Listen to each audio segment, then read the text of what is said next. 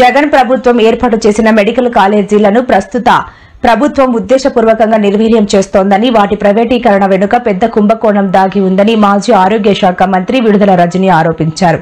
పేద మధ్యతరగతి వర్గాలకు వైద్యాన్ని, వైద్య విద్యను దూరం చేసేందుకే ఈ కుట్ర పన్నుతున్నారని ఆమె విమర్శించారు.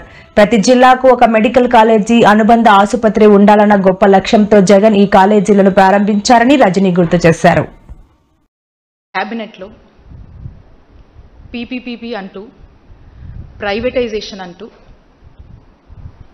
జగనన్న తీసుకొచ్చినటువంటి గవర్నమెంట్ మెడికల్ కాలేజ్ని వాళ్ళ నిర్ణయంతో చంపేశారు. ఒక్కసారి ఈ రాష్ట్ర ప్రజలు ఆలోచించాలి.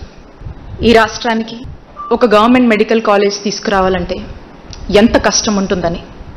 మనం చూసినట్టయితే 100 ఏళ్ల ఆంధ్రప్రదేశ్ చరిత్రలో మనకు 11 గవర్నమెంట్ మెడికల్ కాలేజెస్ అందుబాటులో ఉంటే 5 సంవత్సరాల జగనన్న కాలంలో ఈ రాష్ట్రంలో 17 కొత్త గవర్నమెంట్ మెడికల్ కాలేజీలు 8,500 కోట్లు ఖర్చు చేస్తూ ఈ రాష్ట్రంలో మెడికల్ కాలేజెస్ తీసుకురావాలని, గవర్నమెంట్ పరిధిలో వాటిని ముందుకు తీసుకువెళ్ళి ఎంతో మంది వైద్య విద్య అభ్యసించాలని చెప్పి ఎదురు చూస్తున్నటువంటి విద్యార్థులకు, అలాగే ఈ ప్రాంత ప్రజలకు tertiary care services, super speciality వైద్య సేవలు ఆ ప్రాంతంలోనే ఎక్కడికక్కడ ఆ ప్రాంతంలోనే అందజేయాలి అనేటువంటి ఒక గొప్ప ఆలోచనతో ఈ కార్యక్రమానికి శ్రీకారం చుట్టారు.